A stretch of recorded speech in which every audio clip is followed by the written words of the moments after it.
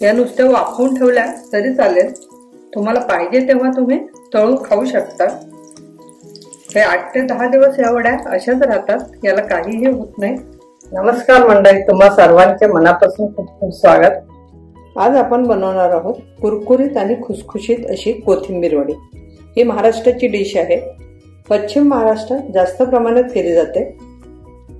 इथे मी एक कोथिंबीरची लहान जोडी आणली होती, ती छान निवडून घेतली आणि त्याला धुवून छान बारीक अशी चिरून घेतली आहे। त्यामध्ये बारीक कोवळे देठ असेल ती पण टाकायचे, त्याचा पण स्वाद या वडीमध्ये छान उतरतो। मोठे देठ असेल ते काढून टाकायचे। आता हे मी कोथिंबीर धुवून छान चिरून घेतलेली आहे, ही 2 कप आहे।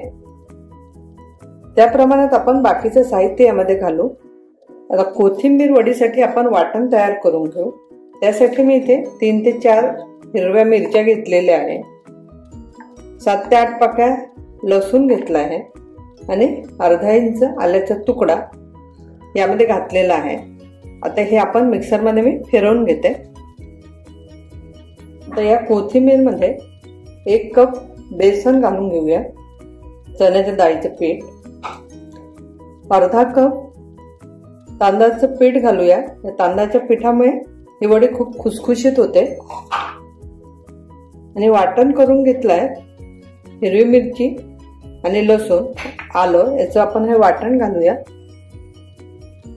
1 चम्मच हा ओवा आहे, थोडासा हातावर क्रश करून घालूया।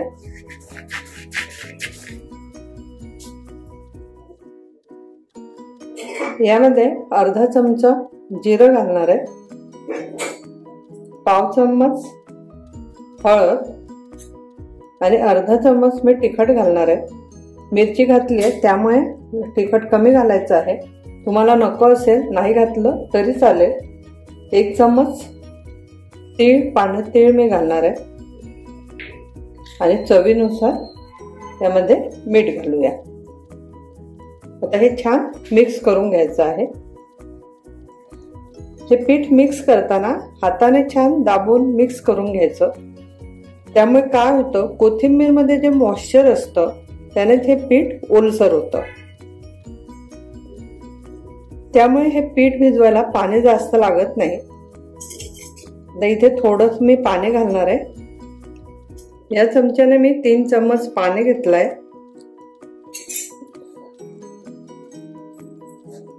खूप पातळ असं आपल्याला पीठ नको आहे, अगदी पाहिजे तसं थोडं थोडं पाणी घालून हे मिक्स करून घ्यायचं आहे, एकदम पाणी घालायचं नाही। त्याच्यात आणखी थोडं पाणी लागणार आहे।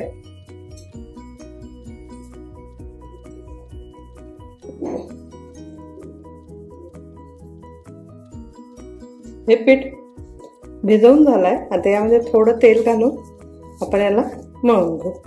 इथे 1 चम्मच मी तेल घातलंय, याला छान मळून घेऊ।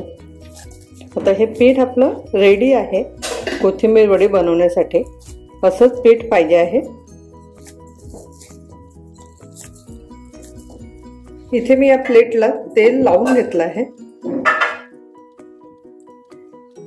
त्या प्लेटवर आपण थोडे तीळ पसरवून घेणार आहोत, त्यावर हे आपण हे वडे आपण थापून घेणार आहोत।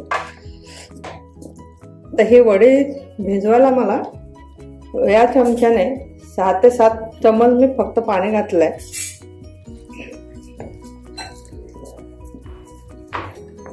थोडी जाडसर अशी आपण ही वडे आपण थापून घ्यायची आहे, अगदीच पातळही नाही आणि खूप जाडही नाही।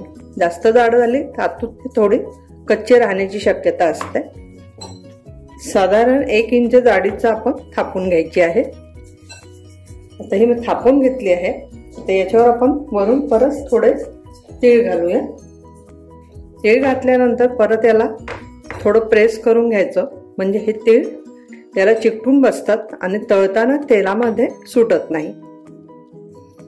इथे मी पाणी गरम करायला ठेवलं आहे, त्याच्यावर ही वडी आपण वाफवून घ्यायची आहे। गरम पाण्यावर मी हे प्लेट ठेवली आणि त्यावर झाकून हे 15 मिनिटं वाफवून घेणार आहे। इथे गॅसची फ्लेम मीडियम ठेवायची आहे। 15 मिनिटं झाले. आता वडे मी वाफायला ठेवले होते, आपण पाहूया. इथे आपण छुरीने चेक करून पाहू. छुरी याच्यामध्ये घालून बघायची, क्लीन निघत आहे, याचा अर्थ ही वडी छान वाफवली गेली आहे. आता इथे मी गॅस बंद करते आणि याला असंच झाकून ठेवते. थंड होऊ द्यायचं याला, नंतरच याचे आपण वड्या पाडणार आहोत. गरम असताना या वड्या कापायच्या नाही. गरम असताना जर वड्या कापल्या तर त्याचा चुरा पडतो, म्हणून पूर्णपणे थंड झाल्यावरच या वड्या आपण कापून घेणार आहोत. ही कोथिंबीर वडी आता पूर्णपणे थंड झालेली आहे. आता ह्या बाजूने कडेने सुटलेली पण आहे, तुम्ही पाहू शकता. आता हे आपण एका डिशमध्ये आलते करून घेऊ. मस्तपैकी वडी तयार झालेली आहे आणि छान रंग सुद्धा खूप सुरेख आलेला आहे. आता याला छुरीने आपण कापून घेणार आहोत. थंड झाल्यावरच कापायचं. जर गरम असेल तर चुरा पडतो, त्यामुळे गरम याच्यात अजिबात कापायचं नाही. आता ह्या वड्या कापून घेतल्या अशा चौकोनी आकारात, मी पाहू शकता. आता याला मी तळून घेणार आहे. तेल इथे गरम झालंय, मी इथे डीप फ्राय करून घेणार आहे. या वड्या तेलात सोडते.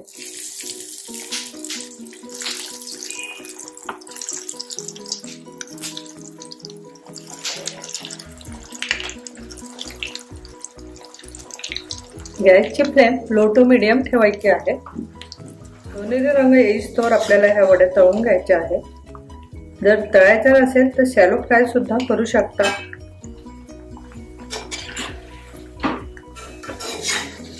इथे ब्राऊन रंगावर आपण तळून घेतल्या.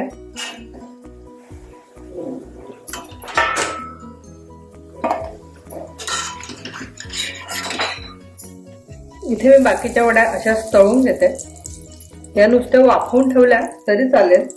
तुम्हाला पाहिजे तेव्हा तुम्ही तळून खाऊ शकता. हे 8 ते 10 दिवस या वड्या अशाच राहतात, याला काहीही होत नाही. कोथिंबीर वडी तुम्ही पाहू शकता, कुरकुरीत झाली आहे आणि आतून छान मस्तपैकी सॉफ्ट अशी झालेली आहे. खूप सुंदर अशा या कोथिंबीर वड्या झाल्या आहेत. नक्की करून पहा. आवडलं असेल तर लाईक करा, शेअर करा, सबस्क्राईब करायला विसरू नका. पुन्हा भेटू परत अशा नवीन रेसिपी सोबत. तोपर्यंत धन्यवाद.